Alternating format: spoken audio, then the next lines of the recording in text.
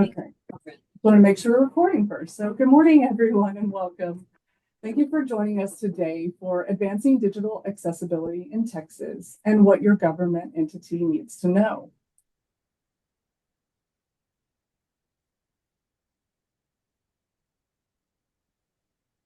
My name is Melinda Crockham, and I'm the Community Outreach and Information Coordinator for the Governor's Committee on People with Disabilities.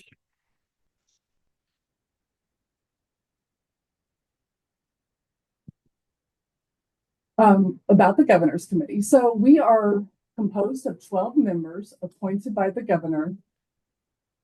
And we are also the leading agency that looks at disability issues from a cross-disability perspective. And this does include digital accessibility.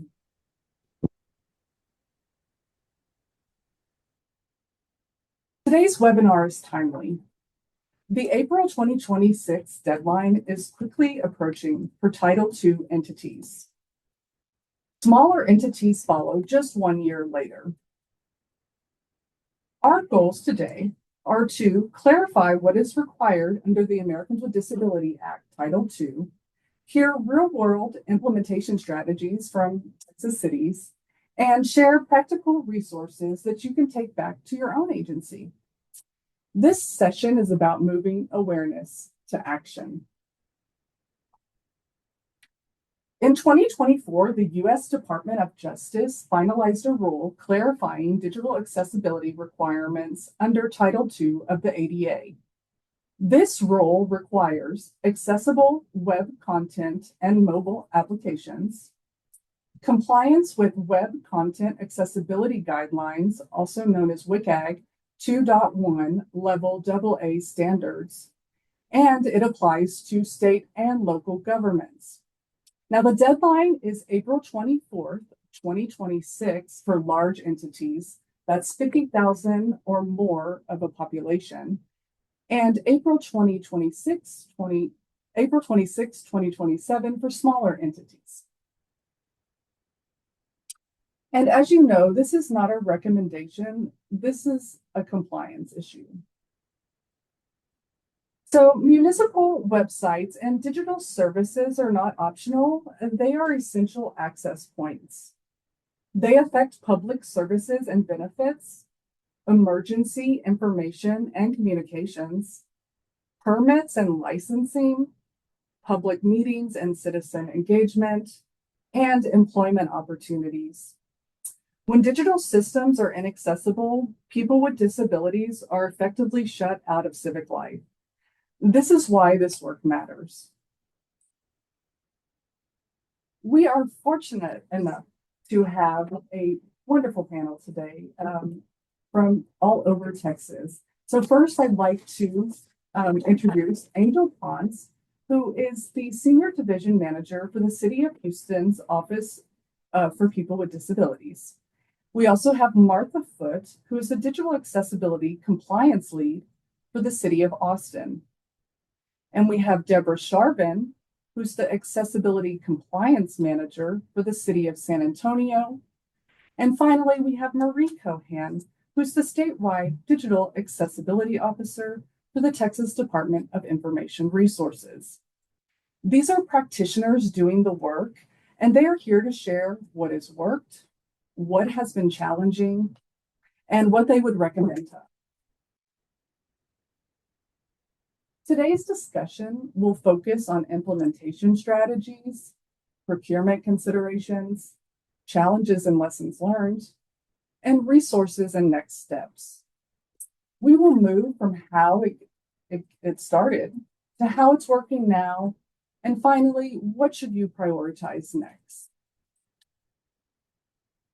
If your agency has not fully implemented digital accessibility yet, what should you prioritize now? On the screen, you'll see a few immediate action steps. They're establish an accessibility policy and detailed remediation plan, conduct accessibility audits and testing, establish internal ownership and leadership, and define roles and responsibilities, integrate accessibility into procurement, and train staff and content creators. Take note of what is actionable in your agency. Now we're going to transition to the panel. I will start by asking briefly each of the cities to share how they got started with digital accessibility and what role you personally played in that implementation. I will start with Angel, if that works. Absolutely. Thank you, Melinda. Hi, everyone. I'm happy to be on this panel to discuss this new rule and what we're doing, at least in Houston.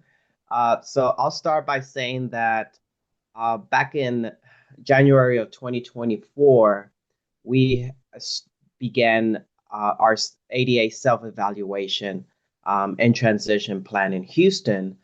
We started with a very small budget.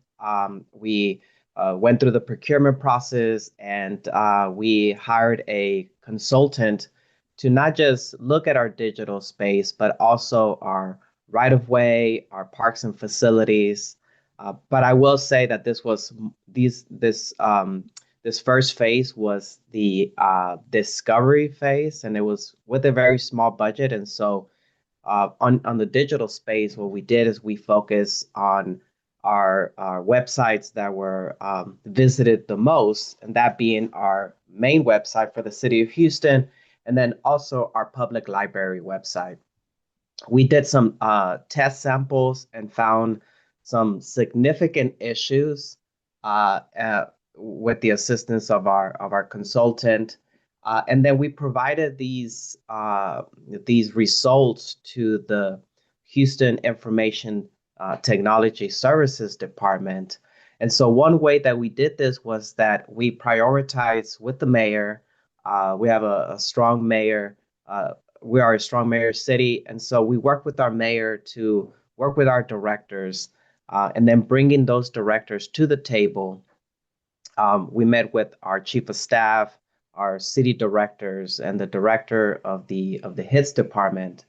And then when we heard about the new rule, that really gave us the opportunity to then discuss this a little bit further. And so we are now in those conversations with the Houston Information Technology Services Department as to how we are going to approach the implementation phase, which is what we call phase two now. And so that's where we're at.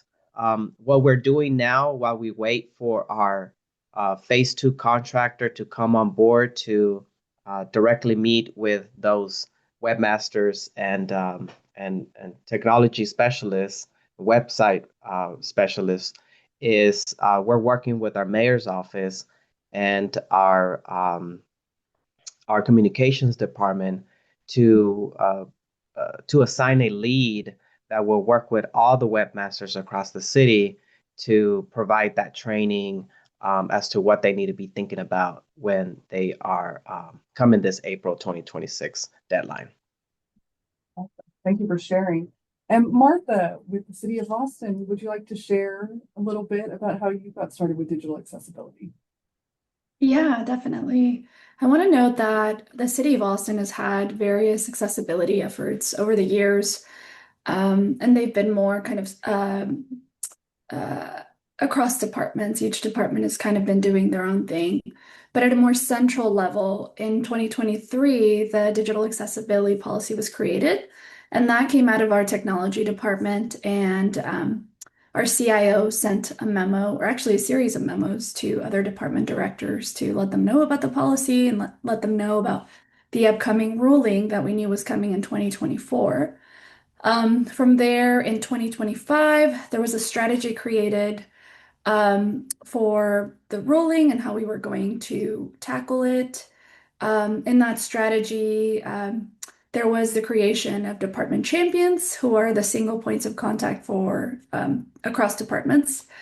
They own the compliance data, they support accessibility practices in their department.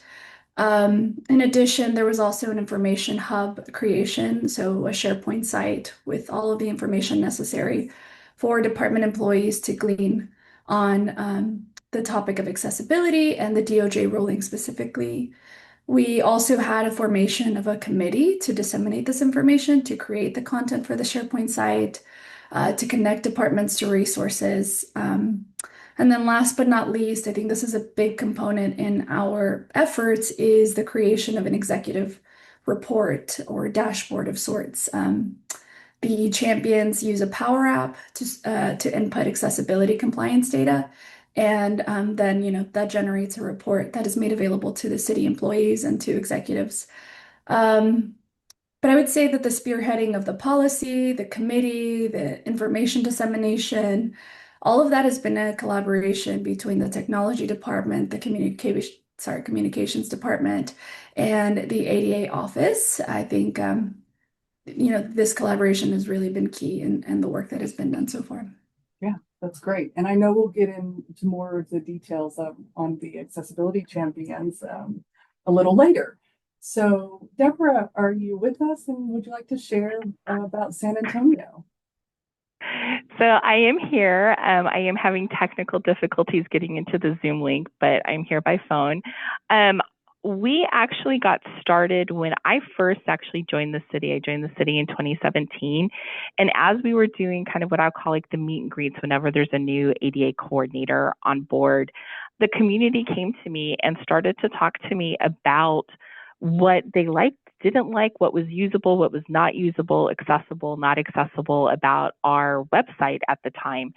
And from there, I found this wonderful person inside ITSD. Her name is Louise Craig. She actually is someone who was really knowledgeable about experience in human-centered design. And we became basically partners from the very beginning to kind of create this strategy of how we would move forward and bring this kind of where we are today. And from there, we ended up getting kind of department executive leadership buy-in, particularly from ITSD and then from my chain of command. And we ended up developing all of that process really from those community conversations and the looks that we were doing at the website and looking at kind of what we needed to improve once we were hearing from the community. And so that's really how San Antonio got started in the digital accessibility conversation at the level that is getting us where we are today with the final role. Yeah, fantastic. Thanks for sharing. And Martha, I'm actually going to pivot back to you on this next question, because in many cities, this work gains traction because someone takes ownership, right? So did your city have an internal champion or designated accessibility lead? And if so, what role did that person play in moving the work forward? Yeah, so we actually did, and did and do. I can kind of answer this in two parts. So we had, I guess, have still, because she's still around. But in 2023, I would say when the accessibility policy came together, we had an accessibility advocate in management, Divya Rathanlal. She was a division manager at the time in our technology department, and now she's an executive leader at Austin Water. But she created the policy, she created the strategy in 2025.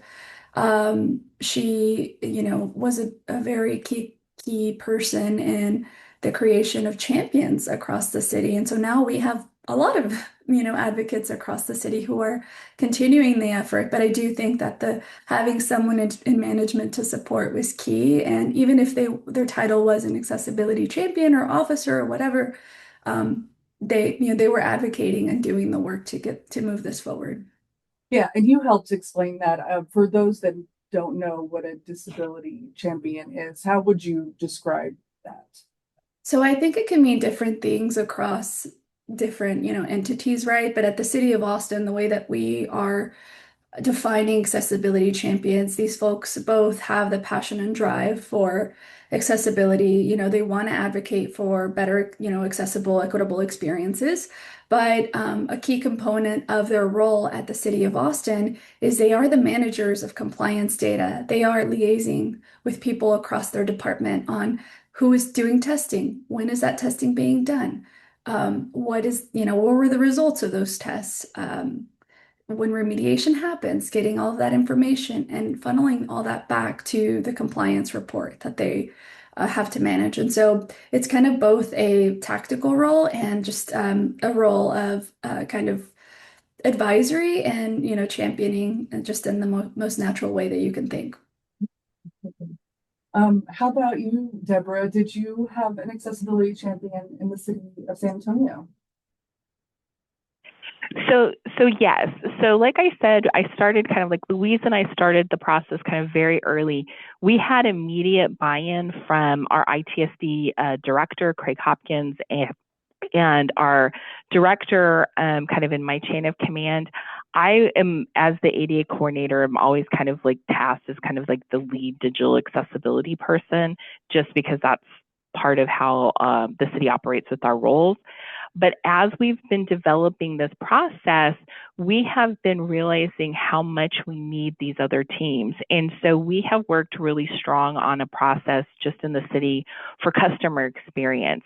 And we have it from the teams that are in it. So that would be our communications and engagement team, our experience design team or UX design team, and the digital accessibility team. And we are all kind of coordinating those champion processes. And then we have a governance process where like executive leadership is part of that, from a director standpoint, as well as the city manager level, where they become the governance process of all of the things that we're implementing. And so for us, that kind of like that three pronged approach, from branding, UX, and a digital accessibility has been really successful to be able to create the conversations across a larger portion of our staff and citywide than it would have happened if it was just me. Yeah. And so that actually takes me into my next question, which, you talked about it's a cross-department collaboration. So how did you secure buy-in from your city council or executive leadership? So honestly, because we were already kind of looking at these this kind of long before like the rule was kind of even in process. We were starting to develop some pilot sites.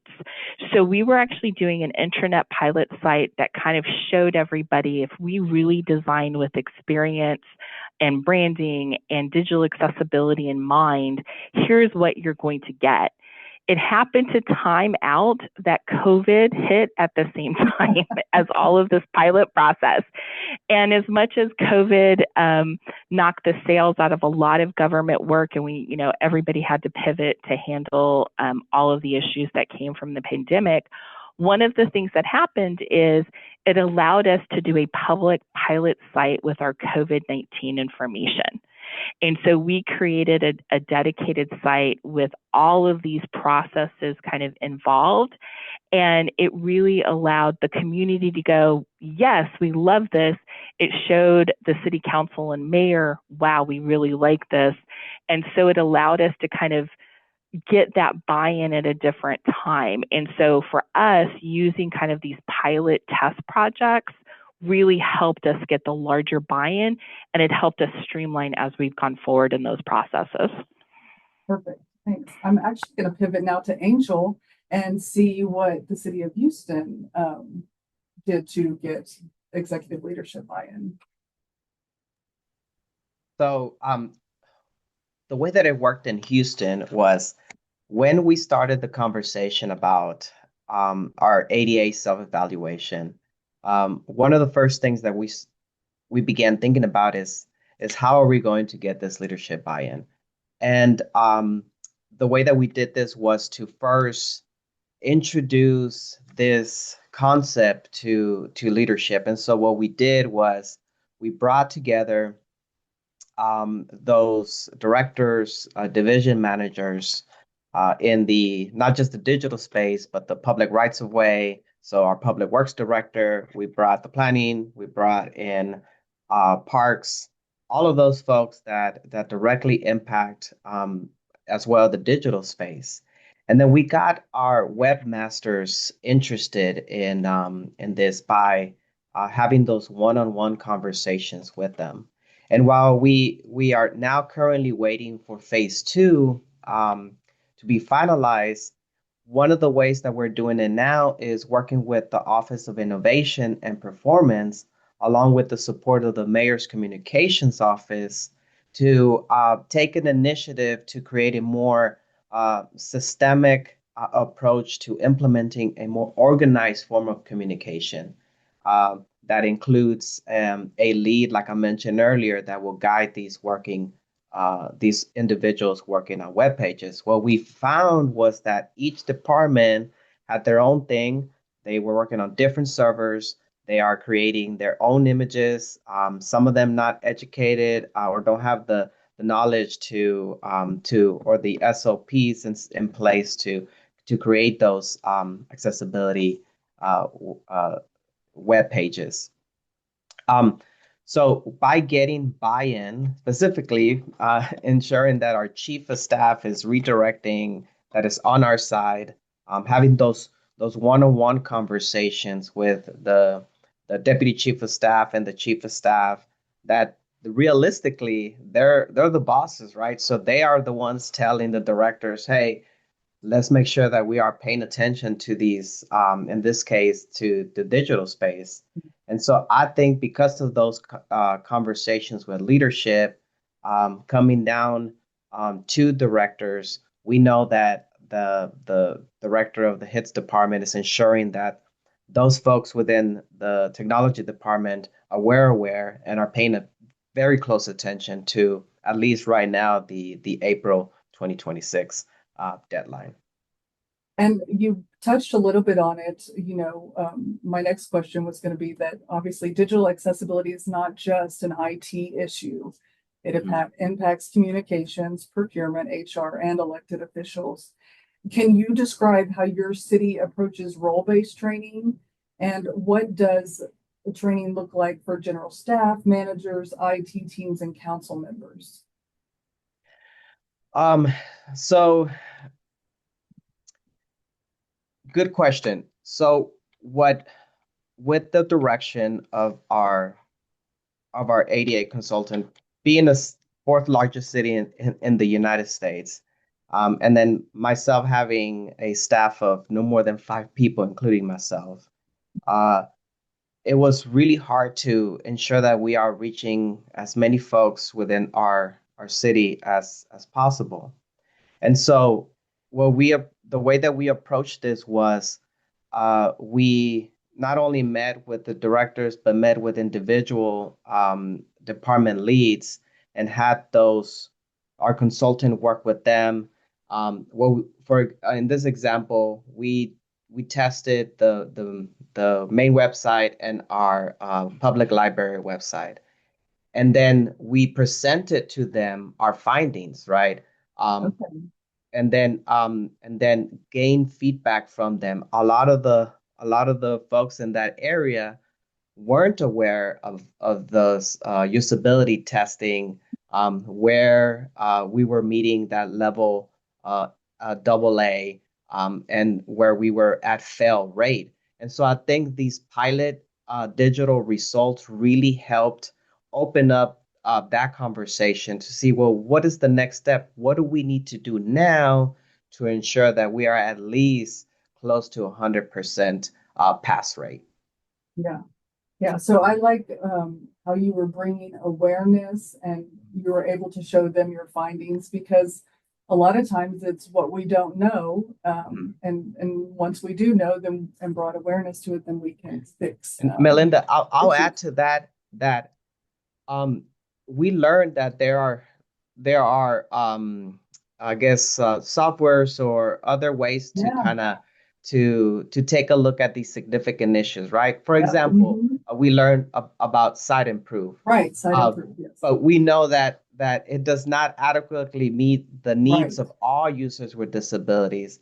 And then those findings suggested that at least for the accessibility process for the library site, that all sites of the main web page did not meet those adequate and ability to address the needs of all users with disabilities. And so because of that, we learned that while this type of I guess technology does help um, address some of those uh, barriers, Yeah. we needed to ensure that we have somebody that is manually going in there and Yes. testing those. Yes. And that is a great thing that you brought up.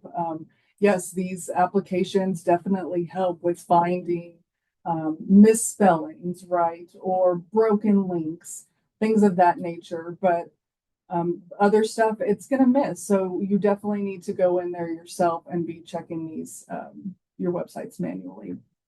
Martha, would you like to add anything to that? Yes, definitely. So I think for us, well, actually, can you repeat the question? Because I feel Yeah, like we're it might. talking about how digital accessibility impacts all departments and even elected officials. And so, how did your city approach role-based training, and or what does training look like for all different general staff, managers, council members?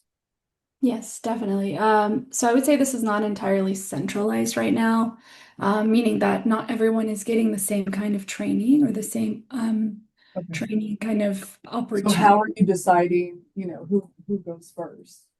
Well, so there's like the site improve trainings that we do have. So Okay. we have access to the site improve training hub, I think is what it's called, or learning hub. And that the people who get access to those are our champions and our content authors for the city websites. Okay. Um, I think that really anyone can request access, but mostly those are the people who are kind of doing that work and kind of have access to that. Outside of that, the city of Austin does have LinkedIn Learning access. So the rest of our employees do have the ability to go learn through that medium. I will say that we have recommended trainings on our site, or sorry, on our SharePoint hub Okay. from both of these, both from Site Improve and LinkedIn Learning. Um, I will also say that department directors across the city can provide, more support for training for individual employees. Like for instance, if anyone wants to go to Access U, they can request that. I was able to go last year. And really what's been happening in the last like at 6 months, we've just been leaning a lot on free resources. There's been many free webinars. And we recently had a free webinar from Carasoft on PDF remediation, and I believe they're going to come back and do another one. And so, honestly, those things have been super helpful, and we've we've wanted to make it as equitable as possible, reach as many employees as possible through our accessibility SharePoint site. And so, anything that we are hosting, if we're hosting a vendor to come do a training, or an internal person is doing a training, we will post those recordings on our SharePoint site as well. Awesome. That's great. Yeah. Okay, well, I'm going to go ahead and pivot to the next question, which is prevention is often more effective than remediation. So, does your city use a content management system with an accessibility workflow built into your web publications? How do you ensure content is reviewed before it's published? Yeah, so I don't work closely in this area, but as I understand it, our CMS has required alt text for all images. We have a site improve plugin so users can check their pages regularly. We are in the process of finalizing our new website, which I'm really excited about. So there was a lot of accessibility considerations in that process and that build. But as we move forward, the website will have a new sort of author publishing model where CMS users can author, and then a few power users are sort of like publishers, and they'll be able to review the content before publishing. So we are embedding both organizational practices and tools within the CMS to support the content creators. And what about you, Deborah? What are you doing in San Antonio? So we've got a couple of different processes and systems that we have. We are in the process of kind of updating and upgrading our website. And so we are doing exactly kind of what Martha says, sounds like she's doing in Austin. We've got some of the backside processes where things aren't going to be released unless there's a digital accessibility check. And we're just taking that out of as an option for anybody who's wanting to update their content or anything like that. So we're really moving it to the user experience. So that's one process we have. We also have another process where everything is going through these these triple reviews. I told you that we're working very closely with C&E on branding, ITSD, and the UX reviews and our digital accessibility reviews. So we've got an effective access review process that we're doing. So we were using kind of one system. We're about ready to switch over to a smart sheet system, so we can have so the project teams have more access to status and kind of where we are in the flow, as a temporary solution, as we're looking at how we can get to plan view. Plan view is where we keep kind of all of this master list of all our software systems and things like that. That's where ITSD lives. So we're looking on how we can add that to the plan view process.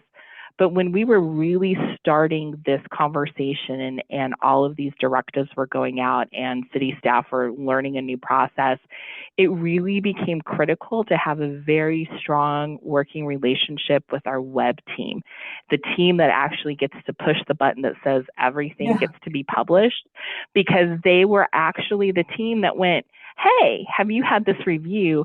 Then they would loop us in, and then we would back do all of these type of reviews and kind of work through the system with the teams and the departments or the PIOs as we were learning, as everyone was kind of learning the system. And so our web team has been amazing and absolutely critical in this process. And so I would say, whoever is out there, know your web team. That's fantastic. And I really appreciate what you're sharing. This is all really great information. And Angel, did you have anything that you wanted to add about what you guys use? Do you have a content management system? So, like Martha, I will add that I'm not a lead or involved in the operations in this end, but I will say that I know that Houston is assigning a lead who will be collaborating with the communications team and departmental webmasters to develop and implement a formalized system.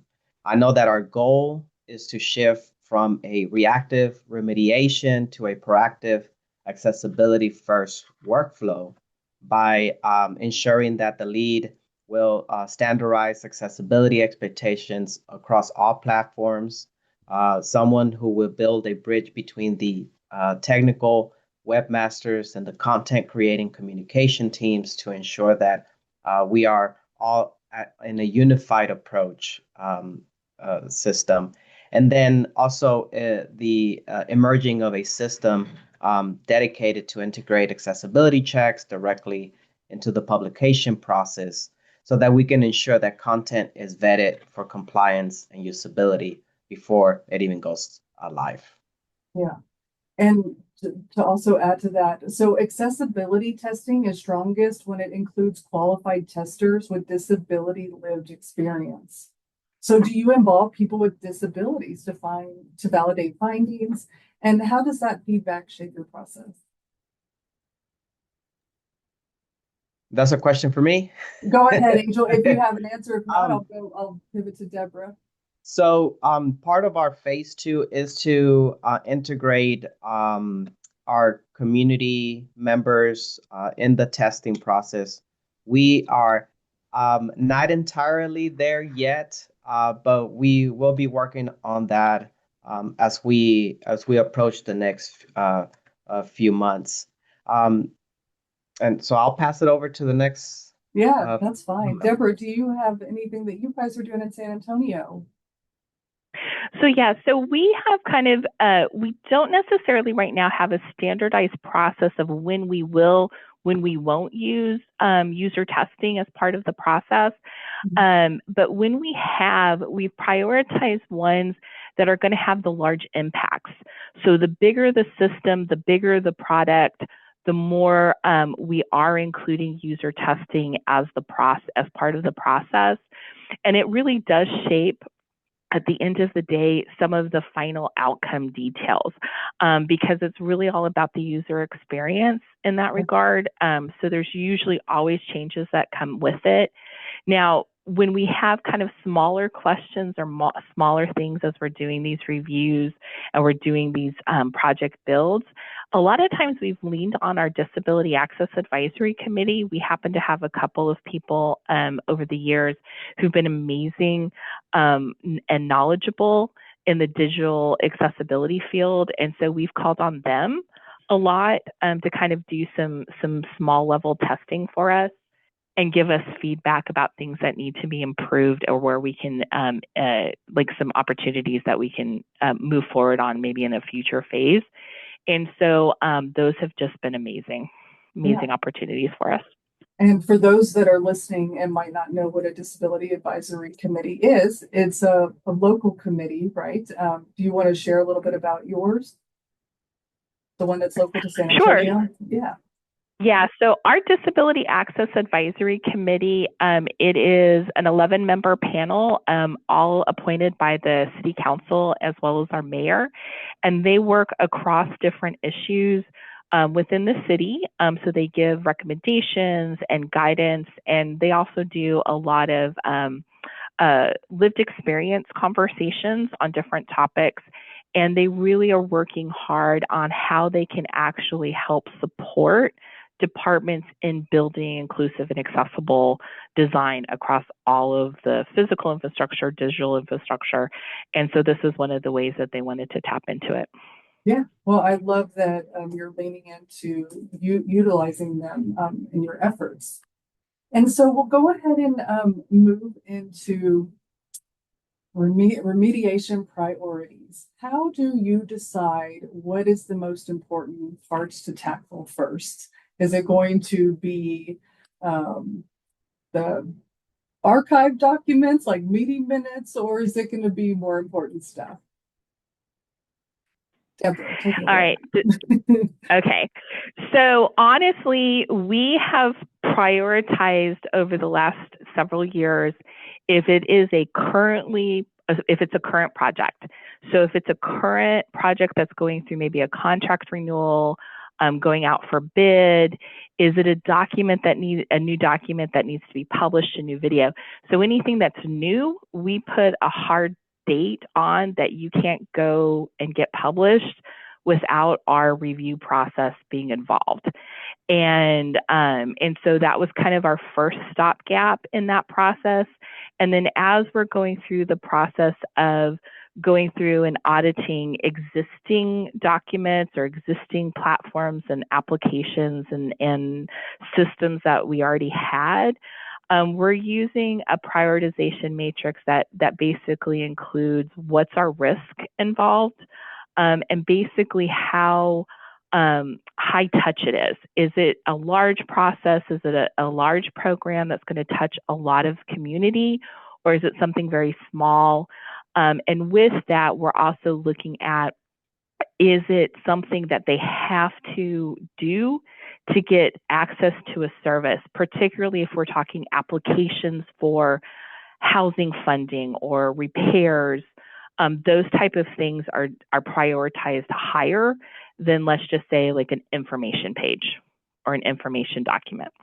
Yeah, no, that's great feedback. So Martha, what about for the city of Austin? How do you decide what's important and what's not as important?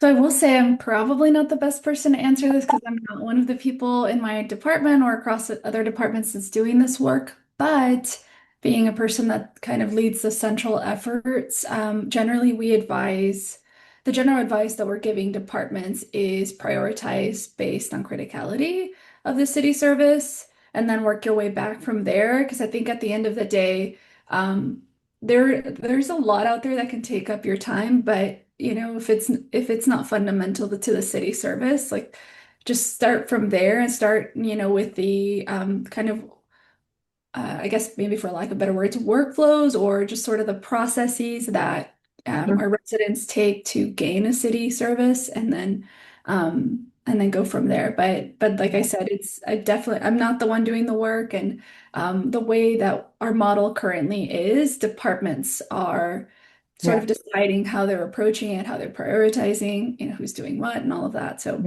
yeah. No, that absolutely makes sense. And It's definitely a great way to prioritize, both from Deborah and from Martha.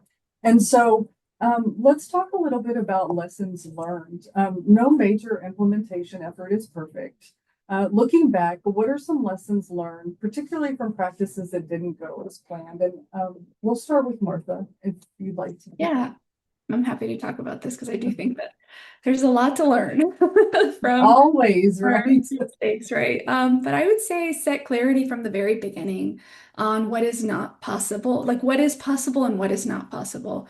I think one thing that I struggled with was long-term plans versus short-term. What is what we can get done now and what we should plan for in the future. From the very beginning, I wanted to be able to do everything. And as we were going through the work, eventually I kind of hit a wall and I couldn't ignore the fact that we just didn't have the resourcing and the support and everything that we needed kind of in place to be able to successfully kind of move forward. And so I worked with my leadership and scoped the rest of the, short-term work that would take us to the DOJ requirement date.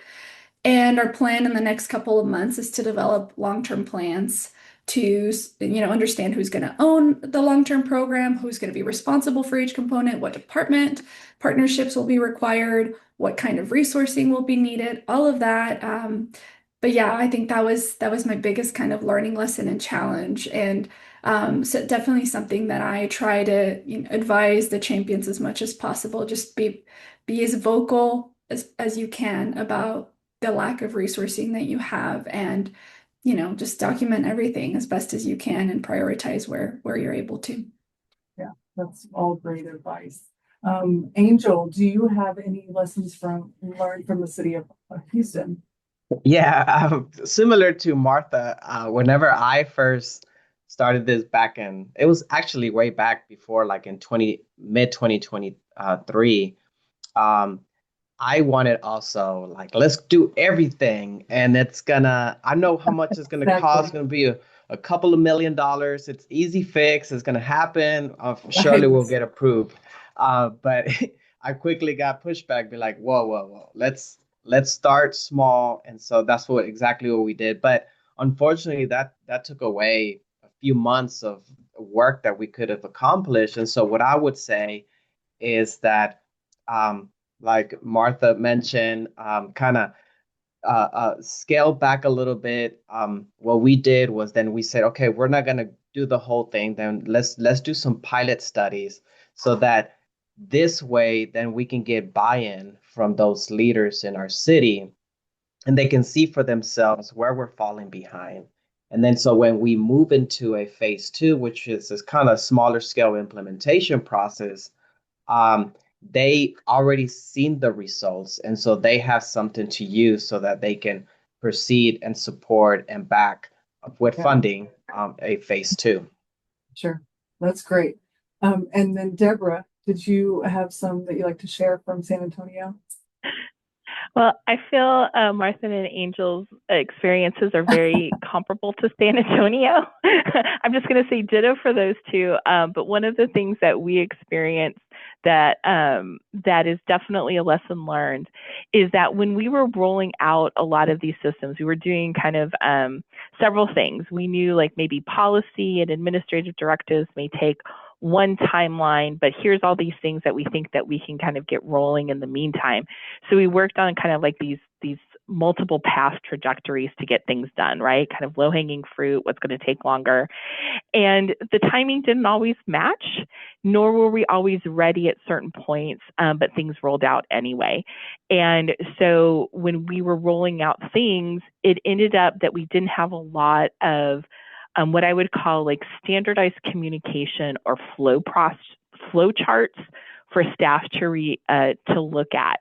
And so a lot of things came from this kind of individual one-on-one conversations until we could get some of those documents done and have the SharePoint site set up and things like that. And I think it created a lot of stress on my side.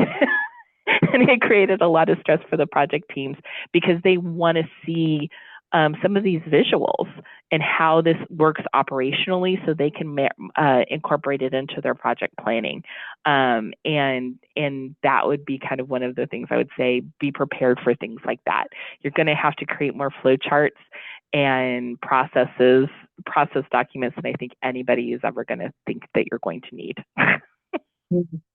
So in regard to smaller municipalities and Title II entities, which must fully, be accessible by next year, how would you guide these smaller municipalities or small independent school districts on where to begin?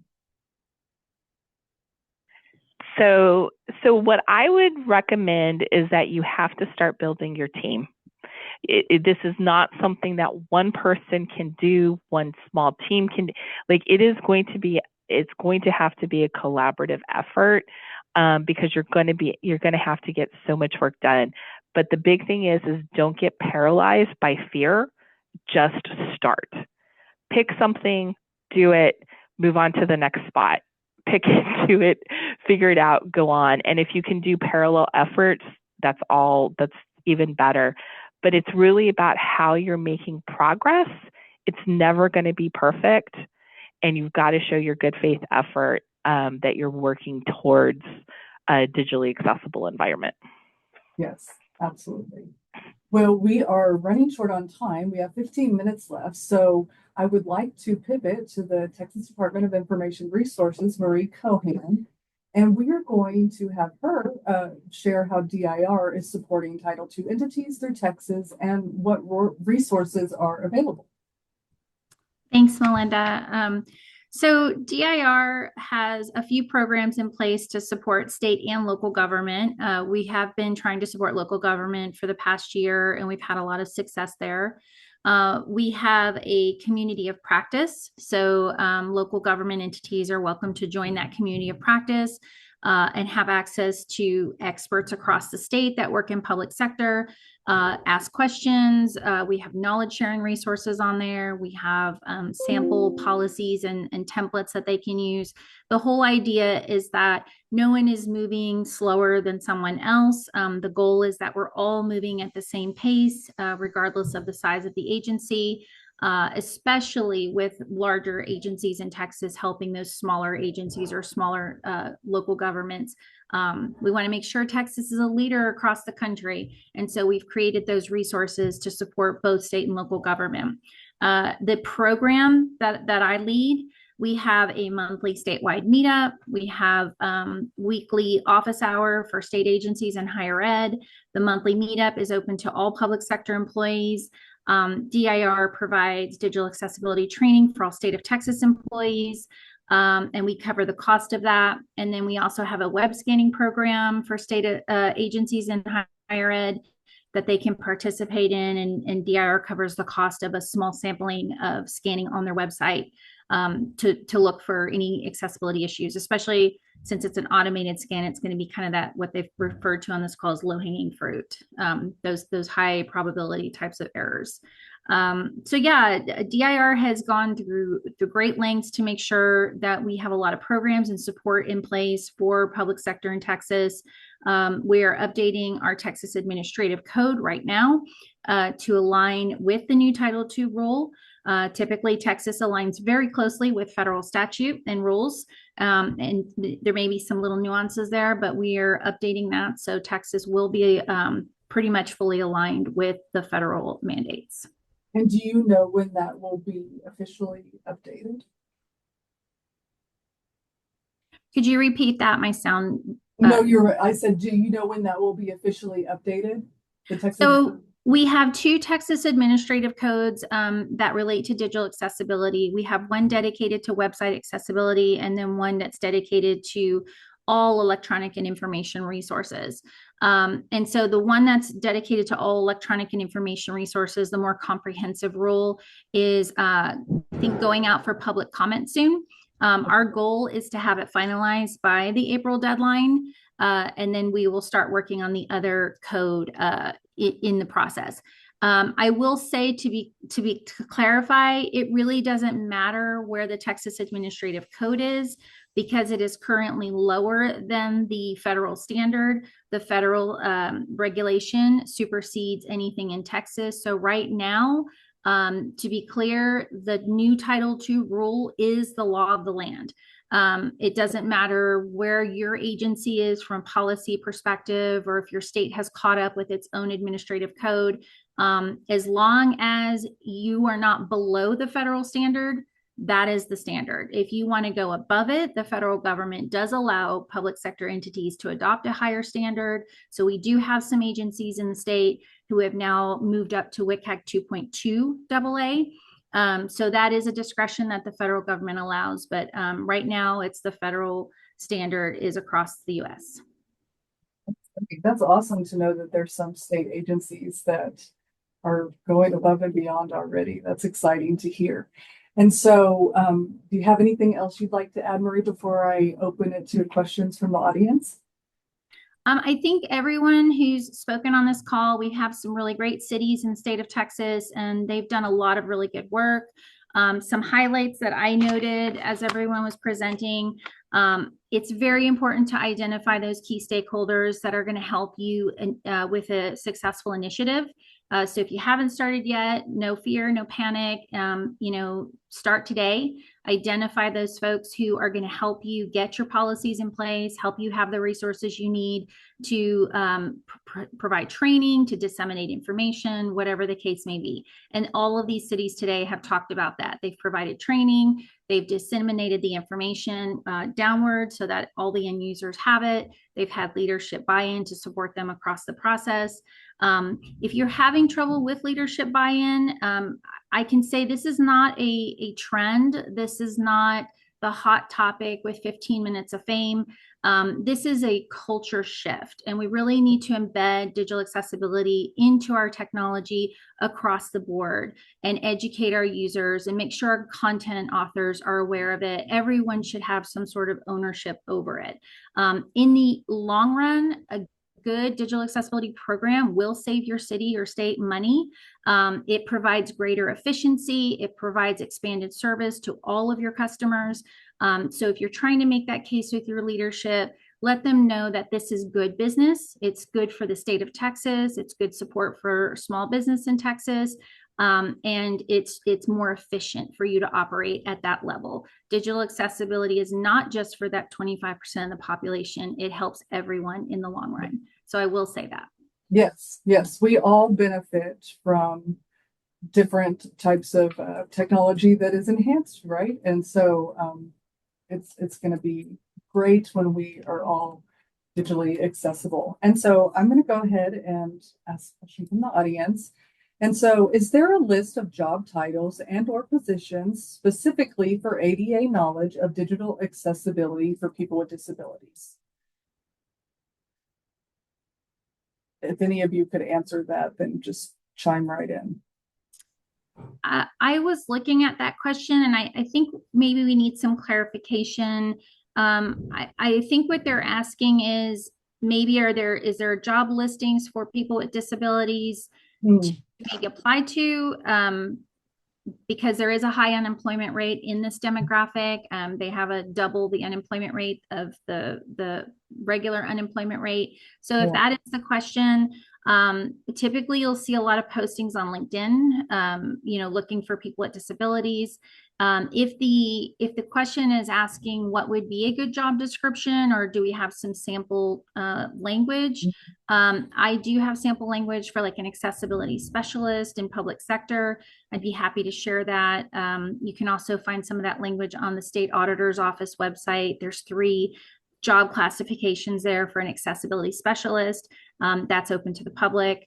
But yeah, if you wanted to reach out, my email address for my team is statewide accessibility, all one word, at dir.texas.gov. Thank you. Does the state have any spreadsheets or templates that universities can use to track compliance testing and remediation for both automated and manual testing over individual web pages and documents? Marie, do you have an answer for this? We you don't provide a template like that. So Texas is a federated governing model. While my agency provides the administrative code and the statutory language for the state to follow, we do give that discretion of setting their own policy processes, how they're going to comply with the law. We leave that to the agencies and the higher ed. I will say there's a lot of resources out there. We can try to find some resources for you. In my community of practice, we have a guide in there that's got tons of resources in it. So if you ask to join that community practice, you'll have access to that information. And I will say there's tools out there, like JIRA is a very common tool to track defects and remediation when you're doing your accessibility testing. Like you said, a spreadsheet, you could just set up your own spreadsheet to do that. We've certainly done that in the past on smaller projects. So it's really up to your agency what works best for you. I will say having documentation is critical. So whatever documentation you do choose to use, don't delete it or throw it away at the end. Keep all of that saved, because in the event that there is a complaint, you want to demonstrate to a court or to whoever that you did your due diligence and you did do testing, and maybe it was just an oversight in the testing. And this is go ahead, Debbie. Deborah. Yeah. I can tell you that the digital accessibility team and the ADA coordinator team at UT Arlington has done a lot of presentations at different conferences that I've attended about their digital accessibility process and how they got themselves ready as a higher education university. So I'm just going to put that out as an additional resource, because I know that they've done a lot of presentations. And so you may be able to talk with them and see if they have any templates they'd be willing to share for university level. Thank you for pointing that out, Debbie. UT Arlington is one of my more advanced accessibility offices. They have done a lot. And if you do want to reach out to Laura, she's the accessibility officer for them. Their email address is accessibility@uta.edu.